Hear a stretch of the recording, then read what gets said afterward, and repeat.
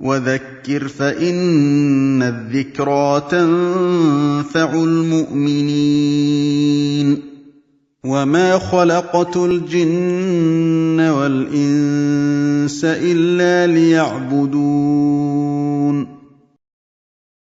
إن الحمد لله نحمده ونستعينه ونستغفره ونستهديه ونعوذ بالله من شرور أنفسنا وسيئات أعمالنا من يهده الله فلا مضل له ومن يضلل فلا هادي له وأشهد أن لا إله إلا الله وحده لا شريك له وأشهد أن محمدا عبده ورسوله يا أيها الذين آمنوا اتقوا الله حق تقاته ولا تموتن إلا وأنتم مسلمون يا أيها الناس اتقوا ربكم الذي خلقكم من نفس واحدة وخلق منها زوجها وبث منهما رجالا كثيرا ونساء واتقوا الله الذي تساءلون به والأرحام إن الله كان عليكم رقيبا يا أيها الذين آمنوا اتقوا الله وقولوا قولا سديدا يصلح لكم أعمالكم ويغفر لكم ذنوبكم ومن يطع الله ورسوله فقد فاز فوزا عظيما أما بعد فإن أصدق الحديث كتاب الله وخير الهدي هدي محمد صلى الله عليه وسلم وشر الأمور محدثاتها وكل محدثة بدعة وكل بدعة ضلالة وكل ضلالة في النار. Nous remercions Allah Ta'ala d'être réunis dans cette assemblée qui est une des assemblées les plus aimées d'Allah Tabaraka wa Ta'ala où on apprend notre religion, on essaie de comprendre la parole d'Allah Subhanahu wa Ta'ala qui est le Coran. Et subhanallah, ça c'est une ni'ma azima, c'est un bienfait énorme dans cette époque de pouvoir s'asseoir dans ce genre d'assises. À une époque où les gens ils perdent leur temps et leur argent dans les choses illicites, dans les futilités. Ça c'est un choix d'Allah subhanahu wa ta'ala, il faut être reconnaissant envers Allah. La permission ne vient que d'Allah subhanahu wa ta'ala, seul. Nous avons choisi de faire le dimanche un cours sur l'explication du livre d'Allah subhanahu wa ta'ala. Avant d'entrer dans le vif du sujet et expliquer la manière dont on va procéder dans nos cours, on est dans la nécessité de prendre une introduction, d'avoir une introduction sur ce sujet-là. J'ai fait le choix de prendre certains points qui sont cités dans un recueil de Cheikh Islam ibn Taymiyyah, rahimahullah, qui s'appelle Muqaddimah fi usul al-tafsir. Introduction en ce qui concerne les bases du tafsir, de l'exégèse du Coran.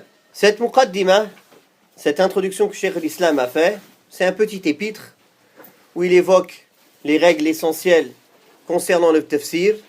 Après cela, on commencera, si Allah Ta'ala nous permet, si on a le temps de finir ces points-là, expliquer la manière dont nous allons procéder dans notre explication du Coran et quel livre ou sur quelle manière d'expliquer le Coran ou de faire l'exégèse du Coran nous allons nous appuyer. Premièrement, il faut savoir que Allah Tabaraka wa Ta'ala a envoyé le prophète Muhammad sallallahu alayhi wa sallam pour transmettre son message qui est le Coran et aussi la Sunna qui est une révélation. Donc comme le prophète Muhammad sallallahu alayhi wa sallam a transmis à ses compagnons et à la communauté, c'est-à-dire après les compagnons eux-mêmes l'ont transmis à la communauté, les mots et les lettres du Coran qui est la parole d'Allah subhanahu wa ta'ala, il n'a pas omis de leur transmettre aussi leur sens, le sens de ces mots-là. Ça c'est un point essentiel, vous allez le voir, on va y revenir souvent, car c'est sur ce point-là que les innovateurs, les gens qui veulent expliquer le Coran, ils disent qu'il y a un sens caché du Coran, ils sont déjà en divergence avec nous sur ce point-là. Ça veut dire, en disant qu'il y a un sens caché du Coran, c'est comme si il disait que le prophète Muhammad sallallahu alayhi wa sallam n'a pas complété sa mission, ou bien il a trompé sa communauté. Et c'est ce que l'imam Malik, rahimahullah, a dit en parlant des innovateurs. Celui qui invente dans cette religion une chose, il prétend en cela que le prophète sallallahu alayhi wa sallam a trahi sa mission. C'est comme s'il traitait le prophète Mohammed sallallahu alayhi wa sallam de traître. Donc imaginez-vous un peu la gravité de cela. D'ailleurs, Allah tabaraka wa ta'ala a dit au prophète sallallahu alayhi wa sallam dans sourate An-Nahl, la sourate des abeilles, verset 44, dans le sens des versets, pour que tu expliques aux gens ce qui leur a été révélé. Donc une des missions du prophète Mohammed sallallahu alayhi wa sallam, c'est, comme Allah ta'ala l'a choisi comme annonciateur et avertisseur, il l'a choisi aussi pour expliquer l'essence du Coran. On sait aussi que l'objectif d'une parole, c'est d'en comprendre ses sens. Ce n'est pas juste réciter ses lettres et ses mots. Ça, c'est un point aussi à prendre en considération. De même, c'est impossible de dire qu'un livre, dans n'importe quelle science parmi les sciences, la médecine, les mathématiques, n'importe quelle science parmi les sciences mondaines même, on ne peut pas dire que l'objectif de ce livre, il a été écrit juste pour le lire sans en comprendre l'essence. Alors, qu'allons-nous dire de la parole d'Allah subhanahu wa ta'ala, où Allah ta'ala nous a ordonné de le méditer et d'en comprendre l'essence. D'ailleurs, pourquoi certaines sourates et certains versets ont plus de valeur que d'autres? Est-ce que c'est pour les lettres et les mots qu'il y a dedans, ou pour le sens qu'ils renferment? C'est pour le sens qu'ils renferment. Pourquoi Ayatul Kursi est le meilleur verset du Coran? Car il renferme les noms et les attributs d'Allah subhanahu wa ta'ala. Pourquoi Surat al-Ikhlas équivaut à un tiers du Coran? C'est aussi pour cela. Donc, si même la valeur des versets entre eux et des sourates entre elles, elles sont liées au sens du Coran, alors il n'y a aucun doute que l'objectif, c'est le sens, et non pas juste les lettres à réciter. C'est pour ça, barakallahu fikum, comme le prophète sallallahu alayhi wa sallam a transmis les lettres, les mots du Coran et les sens à ses compagnons, c'est pour ça que dans l'explication et l'exégèse du Coran, il y avait très peu de divergences entre les compagnons. Il y en a eu un petit peu plus chez les tabi'in, ceux qui sont venus après eux. Et encore plus ceux qui les ont suivis après. Plus on s'éloignait de la source, plus la divergence était présente. Et plus on était proche de la source, plus l'union et l'accord étaient présents. D'ailleurs, au temps du prophète sallallahu alayhi wa sallam, les gens ne pouvaient pas diverger. C'est pour ça que la divergence n'est née qu'après lui, sallallahu alayhi wa sallam. Car quand il divergeait à son époque, il revenait à lui. Et le prophète sallallahu alayhi wa sallam jugeait entre eux. Et il était obligatoire à chacun de prendre le jugement du prophète Mohammed sallallahu alayhi wa sallam. Donc, après la mort du prophète Mohammed sallallahu alayhi wa sallam, c'est là que la divergence entre les sahaba a été présente dans le fiqh, par exemple, dans la jurisprudence, dans certains points, mais dans le tafsir, très très peu. Dans le tafsir, dans l'explication du Coran, c'est très rare qu'on voit de la divergence entre les compagnons, même si il y a certains avis. On a l'impression que c'est de la divergence, mais on voit en réalité que ce n'est pas une divergence qui se contredise. Mais c'est une divergence dans tanawwa. C'est-à-dire que chacun donne un point qui donne une vision de la chose, mais tous les points peuvent s'unir. Ils ne se contredisent pas. De même qu'on a dit que les compagnons du prophète Mohammed sallallahu alayhi wa sallam ont pris les mots et les paroles du Coran du prophète Mohammed sallallahu alayhi wa sallam, de même les tabi'in, les suiveurs, ils l'ont appris de qui? Ils l'ont appris des compagnons du prophète Mohammed sallallahu alayhi wa sallam. Comme ils ont appris d'eux la science de la sunna, ils ont aussi appris d'eux le Coran et la science de l'explication du Coran. C'est pour ça que parmi les plus grands exégètes du Coran, il y a les élèves d'Abdullah ibn Abbas, comme Mujahid et Ata. Ça, on va le voir, incha'Allah, tabarak wa ta'ala. La seule différence, c'est que les tabi'in, certains d'entre eux, parmi les tabi'in, les suiveurs, donnaient des avis qui étaient liés à des efforts de déduction des textes. Que ce soit du Coran ou que ce soit de la sunna, mais toujours avec science, pas de leur avis personnel, comme on va le voir plus tard. On a expliqué que les pieux prédécesseurs, en ce qui concerne le fiqh, ils ont pu diverger, la jurisprudence. Mais en ce qui concerne le tafsir, leur divergence est minime. comparé à la jurisprudence. Et on a expliqué la cause de cela. Car ils l'ont pris des compagnons, et les compagnons l'ont pris du prophète sallallahu alayhi wa sallam. Et même si il arrivait qu'ils divergent, cette manière de diverger est de deux sens. Ou bien, ils ont donné des noms différents pour une même chose. Deux appellations différentes, mais qui ont le même sens. Donc ça, il n'y a pas de mal. Ce n'est pas une divergence. Ou bien, chacun a donné un exemple ou une partie de la chose dont il voulait parler. Ils ont cité un exemple. Alors, un d'entre eux a cité un exemple, un autre a cité un autre exemple. Mais en fait, tous ces exemples-là, ils font partie d'un tout commun. Donc, ce n'est pas une vraie divergence aussi. En ce qui concerne l'explication du Coran, comment est-ce que les savants, ils ont expliqué le Coran al-Karim? Ils ont appris d'abord du prophète sallallahu alayhi wa sallam à expliquer le Coran. Comment lui-même l'a expliqué? Le premier exemple, c'est quand Allah tabaraka wa ta'ala a dit, en parlant des croyants, ceux qui ont cru et qui n'ont pas couvert leur foi d'injustice, voilà ceux qui ont la sécurité et qui seront bien guidés.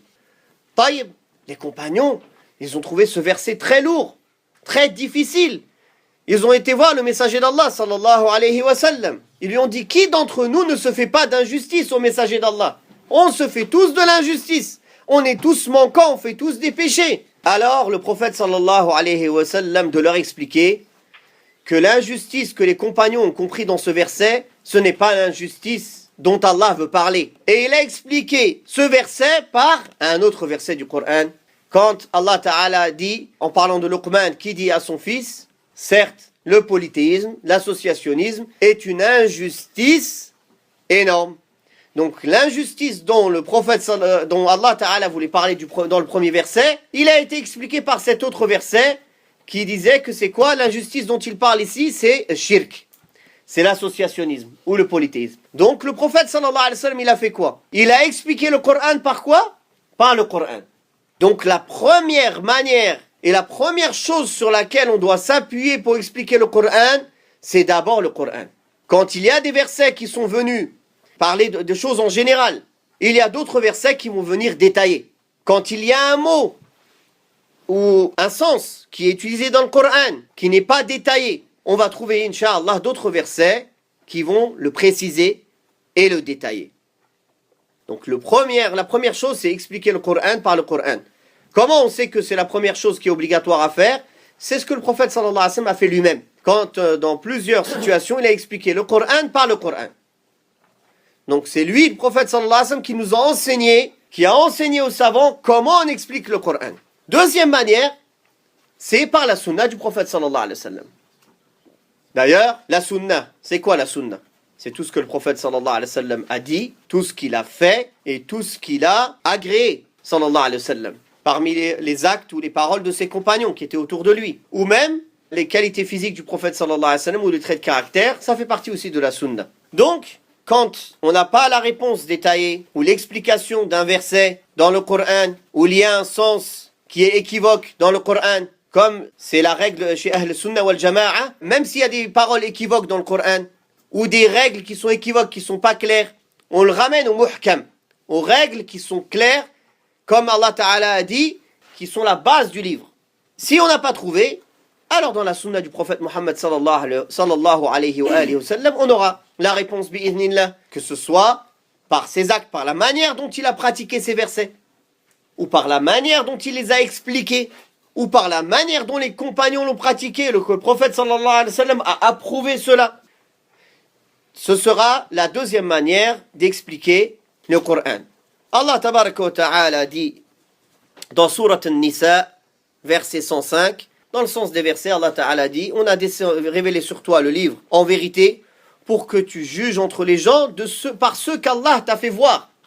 Donc il a dit ici au prophète sallallahu alayhi wa sallam de juger entre les gens par ceux qu'Allah lui a fait voir, par ceux qu'Allah lui a révélé, donc par la sunna sallallahu alayhi wa sallam. Ça c'est une preuve aussi que la sunna, elle est révélée. Comme Allah Ta'ala dit dans un autre verset, et Allah a descendu à révéler sur toi le livre et la sagesse.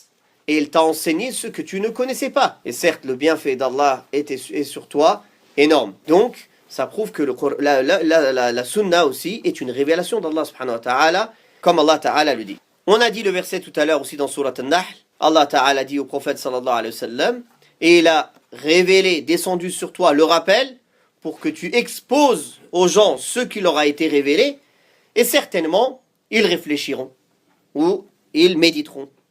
Surat An-Nahl, les abeilles, verset 44, dans le sens des versets. Comme Allah Tabaraka wa Ta'ala dit aussi dans Surat An-Nahl, dans la même surah, verset 64, et on a révélé sur toi le livre que pour que tu leur exposes ce sur quoi ils ont divergé, et comme guidée et miséricorde pour des gens qui sont croyants, dans le sens des versets.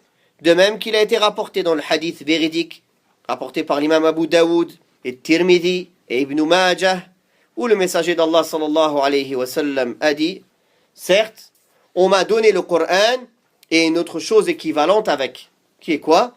La Sunnah, comme on a dit tout à l'heure. Donc ça, ce hadith, il vient dans le même sens que ce verset. Ah. Puis Cheikh l'Islam Ibn Taymiyyah, rahimahullah, a cité un hadith que certains savants ont vu qu'il était faible, mais lui, il a considéré qu'il était acceptable. Quand le messager d'Allah sallallahu alayhi wa sallam a dit à Mu'adh ibn Jabal, quand il l'a envoyé au Yémen, il lui a dit, comment vas-tu juger entre eux? Il a dit, par le livre d'Allah. Et le messager d'Allah sallallahu alayhi wa sallam lui a dit, et si tu ne trouves pas? Il a dit, par la sunna de son messager. Il lui a dit, et si tu ne trouves pas? Il a dit, je vais faire l'effort de déduction. Je vais faire l'effort de déduction. Alors le messager d'Allah sallallahu alayhi wa sallam a frappé sur sa poitrine et il lui a dit, Alhamdulillah, je loue Allah qu'il a permis au messager du messager d'Allah de faire ce que Allah agrée. Donc le prophète sallallahu alayhi wa sallam a agréé cette manière de comprendre de Mu'adh ibn Jabal, radiyallahu anhu. Il lui a frappé dans la poitrine, il lui a dit, Alhamdulillah, qu'Allah a permis au messager du messager d'Allah. C'est-à-dire, c'est lui qui l'a envoyé comme messager. Donc, on a dit, barakallahu fikum, la manière d'expliquer le Coran par le Coran, par la sunna du prophète Muhammad sallallahu alayhi wa sallam. On a expliqué qu'est-ce que c'était la sunna. C'est ce que le prophète sallallahu alayhi wa sallam a dit, fait, approuvé, et ses qualités physiques et de caractère. Si il n'y a pas dans le Coran et dans la sunna, ou bien il y a, mais ce n'est pas encore assez clair, alors on reviendra aux paroles des compagnons du prophète Muhammad sallallahu alayhi wa sallam. Et ça, c'est ce que nous a enseigné le prophète sallallahu alayhi wa sallam, qui nous a ordonné de s'accrocher à sa sunna, à sa tradition et à la tradition de ses califes bien guidés, et il nous a dit de s'y accrocher avec nos molaires. Comme il a dit dans le hadith d'Al-Irbad ibn Sariyah, celui qui vivra parmi vous verra beaucoup de divergences, alors accrochez-vous à ma tradition, à la tradition de mes califes bien guidés, accrochez-vous avec vos molaires. Naam. Donc on reviendra à l'explication des compagnons. Même dans les paroles des compagnons, il y a des priorités. Les paroles des 4 califes, et surtout de Abu Bakr et de Omar, c'est pas comme les paroles d'autres qu'eux. Car il y a des textes clairs qui demandent de suivre leur tradition. Le prophète sallallahu alayhi wa sallam les a désignés précisément. Bien que dans d'autres textes, il a précisé les compagnons généralement. Mais là, il a désigné précisément ces 4-là. En disant, accrochez-vous à ma tradition et à la sunna de mes califes bien guidés. Donc il a désigné précisément les califes bien guidés. Donc, si il venait à avoir une divergence entre la parole d'un calife et la parole d'un autre compagnon, sans qu'il n'y ait d'autres preuves de la sunna, par exemple, qui puissent faire prévaloir une parole sur une autre, alors la parole du calife serait devancée par rapport à la parole d'un autre compagnon. Après la parole des califes, il y a les paroles de Abdullah ibn Mas'ud et de Abdullah ibn Abbas qui sont devancées. Car Abdullah ibn Mas'ud a dit lui-même, je jure par celui qu'il n'y a nulle divinité digne d'adoration, sauf lui. Il n'y a pas un verset qui est descendu dans le livre d'Allah sans que je ne sache pourquoi il a été descendu, pourquoi il a été révélé et où il a été révélé. Et si je connaissais un endroit où il y a une personne qui connaît le livre d'Allah mieux que moi, je prendrais toutes les montures possibles pour y aller. Donc Regardez Abdullah ibn Mas'ud, comment il connaissait la science du Coran. C'est lui-même qui a dit, à l'époque du prophète sallallahu alayhi wa sallam, on apprenait divers versets, ils apprenaient par cœur, ils en apprenaient les règles, les règles qui en découlent, etc. Et ils le comprenaient avant de passer à apprendre d'autres versets. Donc si, effectivement, il a agi comme ça avec tout le Coran, alors imaginez-vous la connaissance d'Ibn Mas'ud du Coran.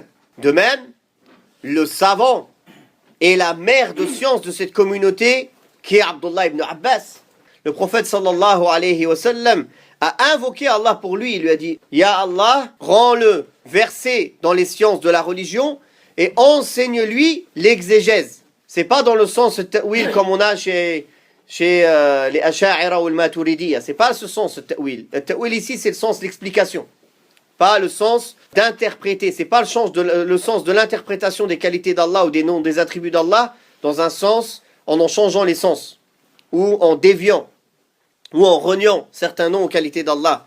Non, ici, le ta'wil, c'est l'interprétation louée et louable, non pas l'interprétation réprimée et réprimandable et rejetée et interdite. Donc, Allah, le prophète sallallahu alayhi wa sallam a invoqué Allah pour Abdullah ibn Abbas. D'ailleurs, c'est pour ça que ses élèves sont les grands savants du tafsir, car ils ont pris le tafsir, ils ont pris l'explication du Coran de qui?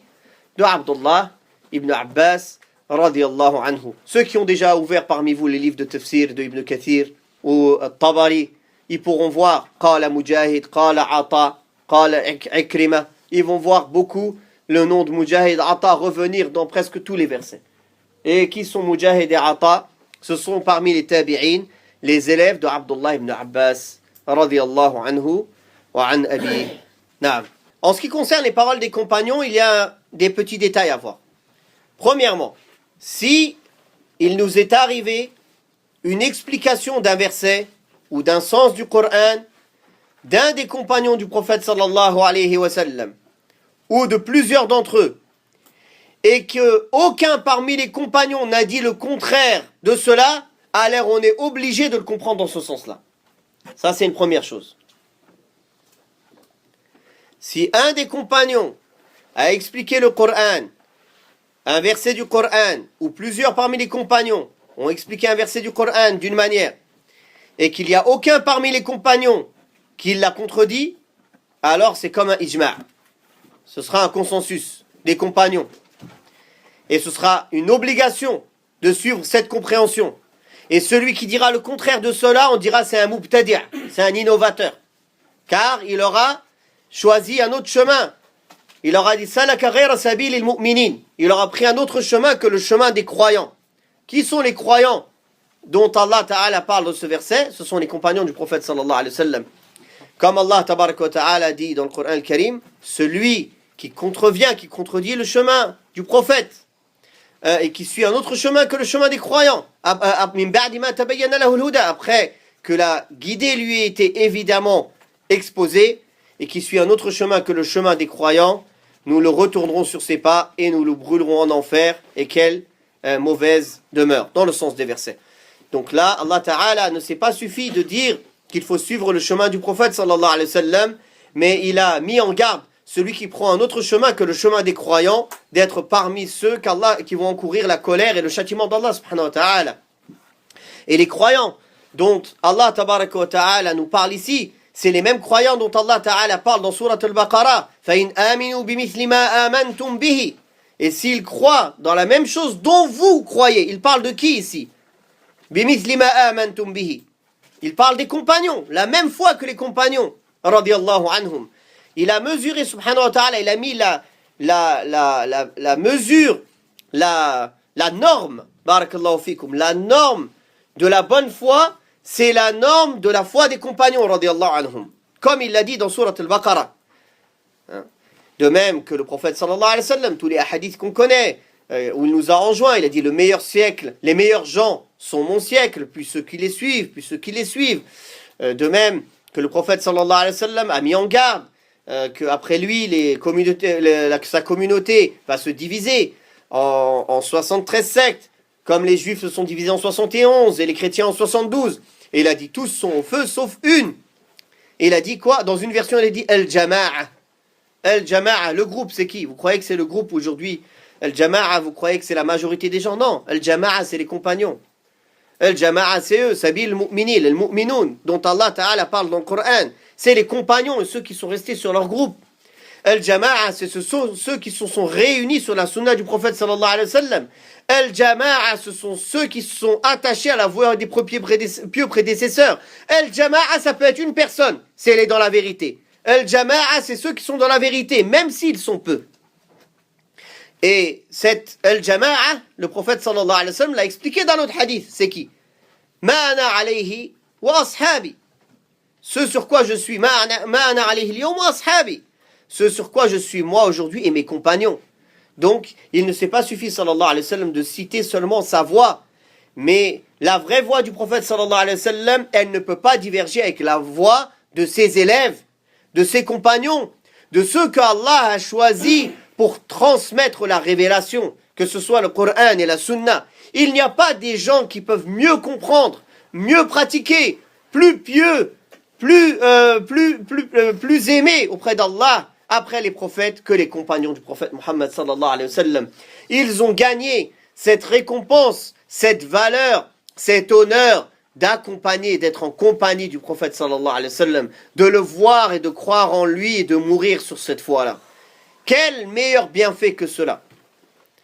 Donc, subhanallah, comme disaient les savants, en parlant des Rafida, al-Rawafid, les Shi'a, il dit, subhanallah, dans toutes les communautés, tout le monde a dit du bien des compagnons de leurs prophètes. Chez les chrétiens, si tu demandais qui sont les meilleurs parmi vous, ils vont dire les compagnons de Isa. Si chez les juifs, tu demandes qui sont les meilleurs parmi vous, ils vont dire les compagnons de Moussa. Et ici, tu demandes à un Rafidi qui sont les meilleurs parmi vous, il va pas dire les compagnons du prophète Mohammed sallallahu alayhi wa sallam, mais il va dire c'est les pires. Il les insulte et les traite de mécréants. Donc ça montre comment l'égarement de ces gens-là, qui remettent même en question le Coran. Donc on a dit l'explication du Coran par le Coran, par la sunna du prophète Mohammed sallallahu alayhi wa sallam, par l'avis des compagnons. L'avis des compagnons, on a expliqué que si ils sont en unanimes ou ils sont d'accord sur un avis, c'est une obligation de prendre cet avis. S'ils divergent, dans ce cas-là, on prendra parmi l'avis des compagnons celui qui est le plus fort en preuve, celui qui est le plus appuyé en dalil, en preuve, que ce soit par des hadiths ou par du Coran ou par même son effort de déduction, il est beaucoup plus clair et beaucoup plus conforme et beaucoup plus en concordance avec l'apparence du texte. C'est pour ça Ibn al-Qayyim rahimahullah a dit, c'est pas aujourd'hui les gens ils croient à la science, c'est de répéter comme ça par cœur beaucoup de choses, les paroles des savants, ils ont divergé, tel a divergé, tel a divergé, tel a divergé, tel a dit ça, dans telle école il y a ça. Non, et l'ilm c'est pas ça. Il a dit, Ibn al-Qayyim, que la science, c'est ce que Allah a dit, ce que le messager a dit, ce que les compagnons ont dit. C'est ça la science, barakallahu fikum. Ce sont eux nos références. Ce n'est pas, comme ils disent, comme il a dit Ibn al-Qayyim,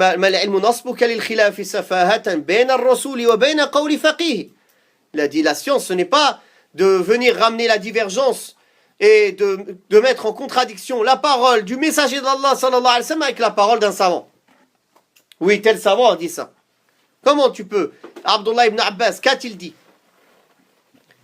Il discutait avec des gens à son époque déjà. Il leur disait, le messager d'Allah sallallahu alayhi wa sallam a dit telle chose. Eux ils disaient, oui, mais Abu Bakr et Omar ont dit ça. Il a répété 2 ou 3 fois. Ils ont dit, Abu Bakr et Omar, ils ont dit ça. Il a dit, je vous dis, le messager d'Allah sallallahu alayhi wa sallam, il a dit, vous me dites Abu Bakr et Omar. Il a dit, Wallah, j'ai peur qu'il y ait des pierres il y a des pierres qui pleuvent sur vos têtes du ciel. Ça, c'est pour ceux qui ont dit, Abu Bakr et Omar ont dit. Alors que Abu Bakr et Omar, ça fait partie des gens que s'ils mettent des choses en place, on doit les suivre. Même si c'est eux qui les mettent en place. Qu'allons-nous dire des gens qui sont venus après alors? En ce qui concerne les compagnons, des fois, on trouve ça dans les tafassirs, ils rapportent des paroles de Ahl al-Kitab, des Israéliyat. Par exemple, ils vont rapporter des descriptions de certains prophètes, des descriptions du bâton de Moussa. C'est clair? Comment ils ont rapporté cela? Ils n'ont pas rapporté ça du prophète sallallahu alayhi wa sallam. Ils ont rapporté cela des gens du livre avec qui ils ont eu contact. Que ce soit les juifs ou les chrétiens avec qui ils ont eu contact. Les paroles des gens du livre, ils sont de trois sortes. La première sorte, c'est ce qui a été affirmé par nos textes à nous. Que ce soit le Coran et la sunna du prophète sallallahu alayhi wa sallam, et qui vont exactement dans le même sens. Ces paroles-là, elles sont justes et on y croit. La deuxième catégorie des Israéliades, de ce qui est rapporté de Bani Israël, surtout la plupart, ça a été rapporté des Banu Israël, c'est ceux dont nos textes véridiques ont contredit, clairement. Donc cela, il est obligatoire de les délaisser. Et il est obligatoire de ne pas y croire. La troisième catégorie, c'est ceux qui n'est ni contredit, ni affirmé par notre révélation, par le Coran ou la sunna du prophète Mohammed sallallahu alayhi wa sallam. Cette catégorie-là, on a le droit de la rapporter, mais on ne doit ni y croire, ni la démentir. Car le prophète sallallahu alayhi wa sallam nous a autorisé à en parler. Dans une autre version, il a dit wala tusaddiquhum wala tukadhibuhum, en parlant de cette catégorie-là. Ne les traitez pas de mensonges et ne dites pas que c'est vrai. En général, ces catégories-là, c'est dans des choses qui ne sont pas vraiment utiles. Pourquoi? Allah Ta'ala ne nous a pas laissés en vain. Il n'y a pas une chose parmi les choses qui sont nécessaires à nous, ou une chose parmi les choses dont on a besoin dans notre vie, ou pour adorer Allah, ou pour notre au-delà, sans que Allah Ta'ala les révélé avec des preuves. Les choses qu'Allah Ta'ala a délaissées, ce n'est pas par oubli. C'est par miséricorde, ou par sagesse, subhanahu wa ta'ala. Comme par exemple, connaître la couleur du vêtement d'un prophète, à travers quel arbre Allah Ta'ala a parlé à Moussa, ça change quoi en pratique? Rien. Ça change rien, ni dans notre croyance, ni dans notre pratique. Donc en réalité, ce n'est pas utile. Donc le prophète sallallahu alayhi wa sallam nous a autorisé à en parler, mais on ne doit pas ni y croire, ni le démentir. Et en réalité, si on n'en a pas besoin, il vaut mieux même pas le rapporter. Comme ça, on n'en a pas besoin. Comme ça, on ne va pas mettre les gens dans le trouble. On se concentre sur l'essentiel. Mais il est permis de le rapporter. Le prophète sallallahu alayhi wa sallam dit « bani Israël wa la haraj ». Donc ce qui n'est pas contradictoire à nos textes, on peut en parler. Mais ce ne sera pas une preuve à part entière. C'est ça qu'il faut savoir. On n'en parle pas. De toute façon, tous les textes de Bani Israël, c'est jamais une preuve à part entière. C'est-à-dire que si ça vient confirmer, ou ça a été confirmé par des textes, là on l'utilise. Les listishhad, pour venir, on va dire, appuyer un peu plus, aller dans le même sens. Mais jamais c'est une preuve à part entière en soi. Naam. Après les paroles des compagnons du prophète Mohammed sallallahu alayhi wa sallam, vient les paroles des tabi'in. En ce qui concerne les paroles des tabi'in, de ceux des suiveurs, il y a divergence entre les savants. Est-ce que c'est une preuve sur laquelle on peut s'appuyer ou non?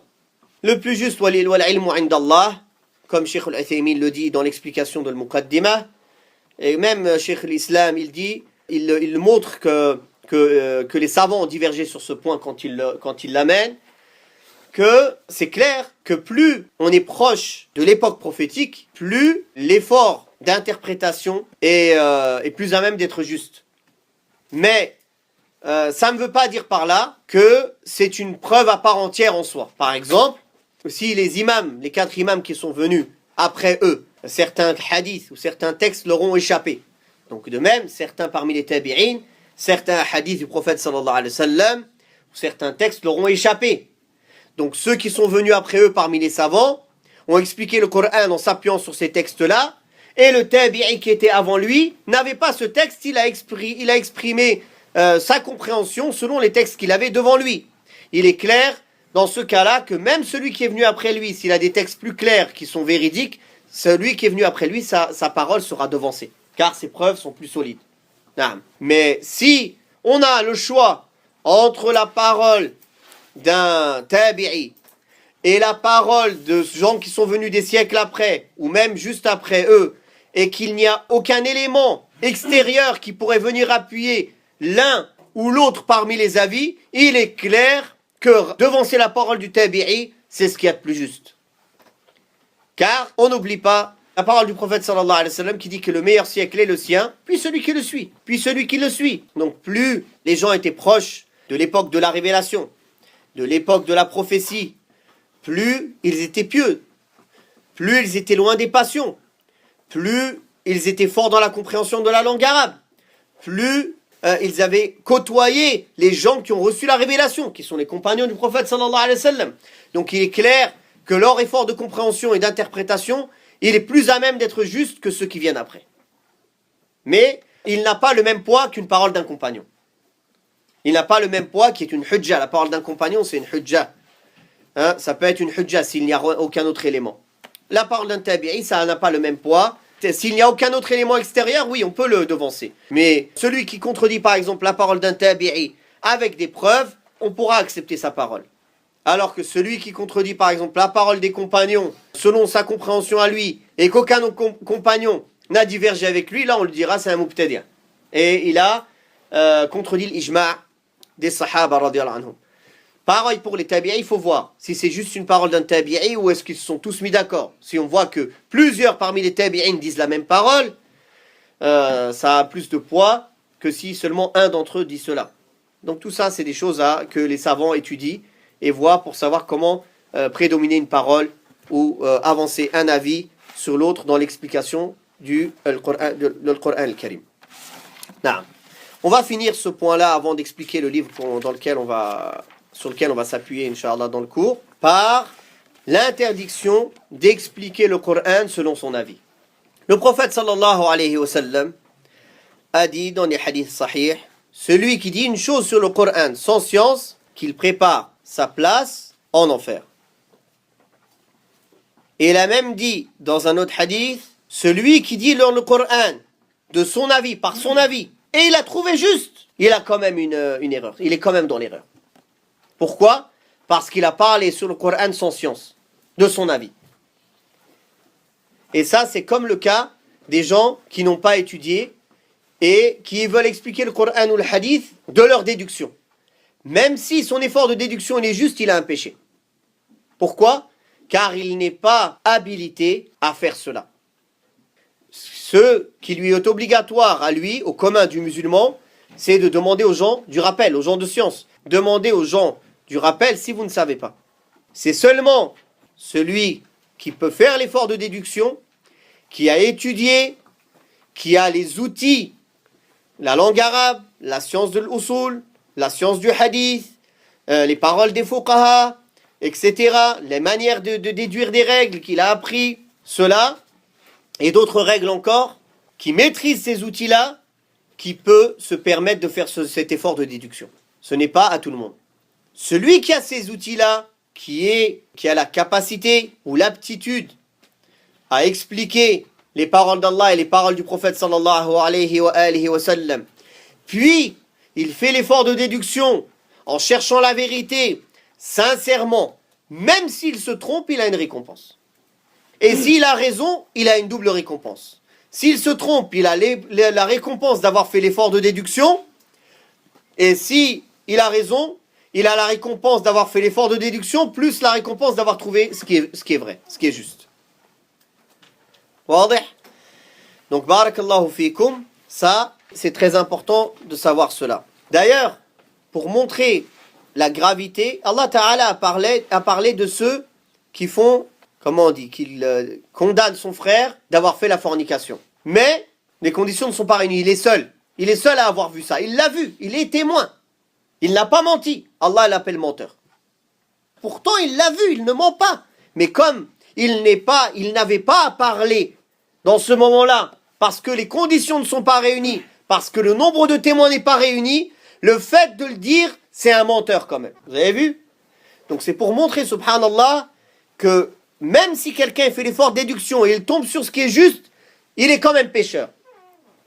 Parce qu'il n'avait pas les conditions. Pourquoi? Pour faire cela. D'ailleurs, comme on va voir dans le tafsir de Fas'alu ahla dhikri in kuntum la ta'lamun, donc il dit clairement, l'imam Sa'di, qu'il est interdit à tout autre de déduire du Coran et qu'il est interdit de demander à tout autre que ceux qui sont aptes à répondre, aux gens de science. Et il développe dans cela et il dit que celui, justement, il affirme ce point dont on vient de parler, que celui qui fait l'effort de déduction alors qu'il n'a pas l'aptitude de cela, il est pécheur même s'il trouve la bonne réponse. Non. Une fois qu'on a parlé un petit peu de cette introduction-là, la Muqaddimah de Cheikh l'Islam, elle est plus longue, mais il y a des points qui ne sont pas appropriés pour les francophones, c'est un peu compliqué. Premièrement, l'explication du Coran en français, il est clair que ça ne peut jamais équivaloir à l'explication du Coran en arabe. Il y a une grande partie de l'explication dans l'explication du Coran qui est liée sur les secrets de la langue arabe, sur pourquoi ça a tel sens et pas tel sens, lié à la grammaire, ou lié à la prose al-balagha, ou etc., ou etc. Donc tout ça, on va devoir le passer en français. Il n'y a aucune utilité à parler de ça en français. Donc il y a toute cette partie-là, on ne va pas en parler. Ou peut-être des fois, s'il y a un intérêt pour une règle qu'on va en tirer, ou une explication, peut-être on pourra faire une ishara. Deuxièmement, on a choisi bi'idhnillah de s'appuyer sur le tafsir de Sa'di, l'imam Sa'di. Ça ne va pas être une traduction littérale de son tafsir. Mais on va s'appuyer sur son tafsir en traduisant les lignes, les points généraux et en ramenant certains points qui ne sont peut-être pas cités dans son tafsir, qui sont cités dans d'autres tafsirs, comme Ibn Kathir ou Adwa al-Bayan de Mohamed al-Amin al-Shanqiti ou Shawkani, Fath al-Qadir ou d'autres tafsirs. Ou s'il y a un intérêt à le citer, comme par exemple certaines règles dont on a besoin dans la vie, mais on ne va pas s'étaler. L'objectif premier, c'est de prendre un sens général des sourates du Coran qu'on lit habituellement. C'est pour ça qu'on va expliquer bi'idhnillah la sourate al-Fatiha et Juz Amma, c'est-à-dire les deux derniers hizb du Coran. On va bi'idhnillah commencer par le Fatiha et puis après commencer par les sourates les plus courtes, An-Nas et monter. Comme ça, même si certains ils ont fait qu'une partie des cours, au minimum, ils auront pris l'explication dans les sourates qu'ils répètent tous les jours. Naam. Pourquoi on a choisi le tafsir de l'imam Sa'di? L'imam Sa'di, c'est un imam contemporain, juste avant nous, qui était le cheikh de Cheikh Mohammed Saleh al-Uthaymin. Et les savants conseillent son tafsir. Et ils disent c'est le tafsir qui appuie et qui explique le mieux la aqidah des salafs, c'est le tafsir de l'imam Sa'di. Voilà pourquoi déjà on a choisi ce tafsir. Deuxièmement, c'est un tafsir résumé, qui ne ramène pas les divergences d'opinion, divergences dans les hadiths. Il cite très peu de hadiths dans le tafsir, mais il va s'axer et se concentrer sur le sens général des versets et des sourates. Autre point dans ce tafsir, c'est qu'il ne va pas détailler les règles de jurisprudence, comme vous allez trouver par exemple dans Ibn Kathir. Quand on parle de la Fatiha, parler des règles liées à la Fatiha. Dans Ibn Kathir, vous allez le trouver. Est-ce que la Fatiha c'est un pilier de la prière ou non? Est-ce que Al-Basmala ça fait partie de la Fatiha ou non? Il ne parle pas du tout de tout ça. Il se concentre sur tous les sens dans lesquels on peut affirmer et appuyer la bonne croyance. Donc vous allez voir, alhamdulillah, il va faire souvent référence au tawhid, à la croyance, au nom et aux attributs, etc., etc. Et donc ce tafsir aussi, c'est un tafsir qui est simple.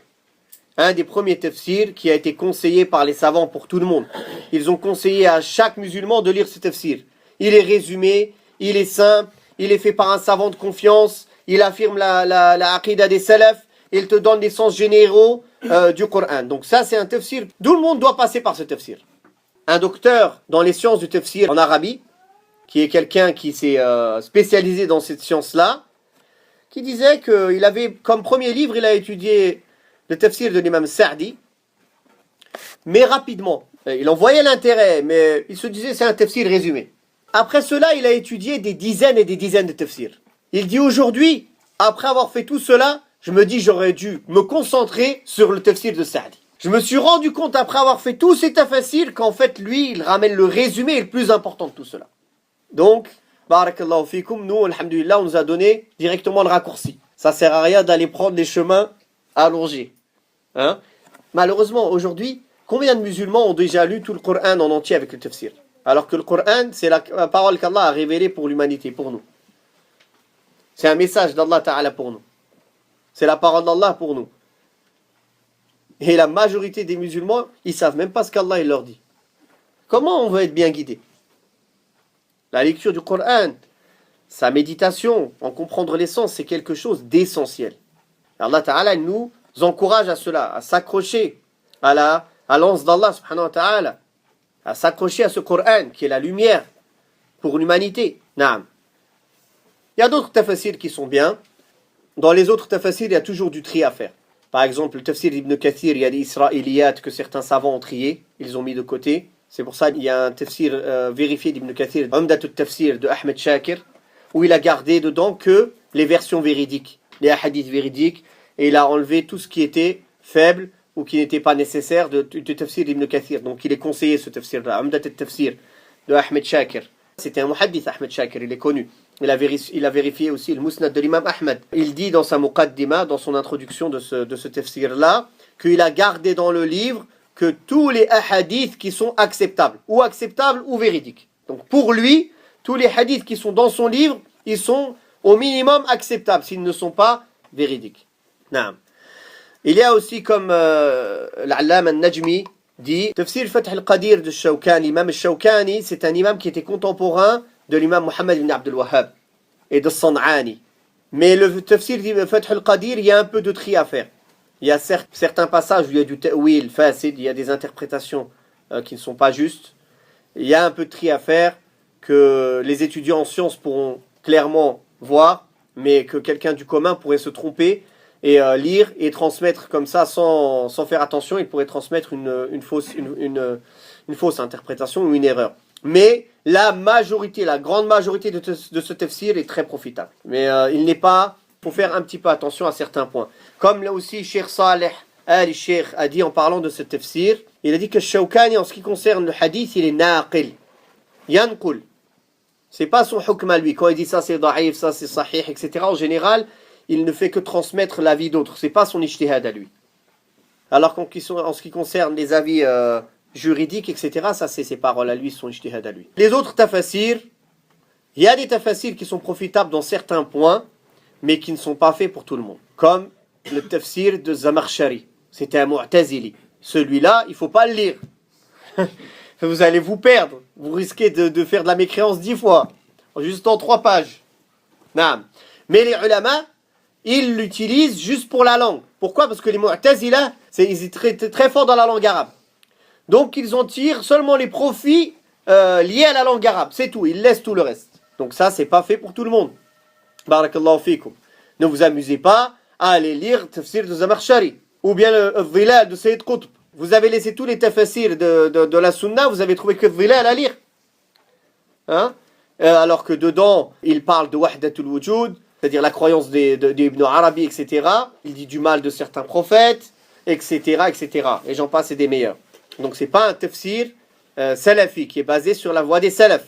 C'était quelqu'un... comment dire, un professeur en lettres. Ce n'est pas quelqu'un qui a une formation religieuse.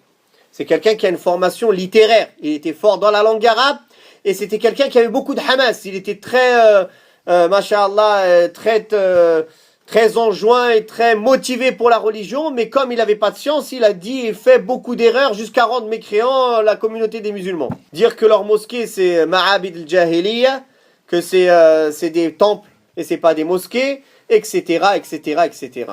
Qu'Allah lui pardonne et lui fasse miséricorde à la kulli hal. Mais son tafsir n'est pas à lire. D'ailleurs, beaucoup de savants ont mis en garde contre ce tafsir-là. Et subhanallah, malheureusement, beaucoup de la génération de ceux qui sont arrivés aujourd'hui à 50 ou 60 ans, ou même 70 ans, ont été touchés par ce tafsir-là dans le monde musulman en entier. Et on trouve aujourd'hui beaucoup de gens qui ont été abreuvés de ce tafsir-là dans leur jeunesse, et malheureusement, ils en ont gardé certaines déviances et certains afkars. Jusqu'à maintenant, ils n'arrivent pas à s'en libérer. Et ils ont même encouragé dans leurs livres à lire ce tafsir. Comment tu encourages le commun des musulmans à avoir ce tafsir-là chez toi? Alors que dedans, il y a la croyance des Khawarij, bi Wahdatil Wujud, des critiques envers certains prophètes, etc. etc. Naam. Et d'autres tafasirs. Mais je pense pas que vous avez besoin de tout ça. Si un jour Allah Ta'ala vous permet d'être arabophone, contentez-vous du tafsir de l'imam Sa'di. Après cela, vous pouvez passer au tafsir d'Ibn Kathir. Écoutez les cours de tafsir de Sheikh Al-Uthaymin. Il a expliqué le Coran en entier. Les audios sont présentes, ça prend des heures et des heures. C'est profitable. Et il en tire les règles, on croit que ce soit dans l'aqida, ou dans le fiqh, ou dans la langue arabe. Masha'Allah. Donc si vous pouvez écouter les tafasirs, l'explication du Coran de Sheikh Al-Uthaymin pour ceux qui sont arabophones et qui comprennent l'arabe, alhamdulillah, vous n'avez pas besoin de moi. Moi, c'est pour les francophones, un petit résumé. Naam, jazakumullahu khairan. On va s'arrêter là. Wa sallallahu ala Muhammad wa ala alihi wa sahbihi wa sallam, walhamdulillahi rabbil alamin. وقل رب زدني علما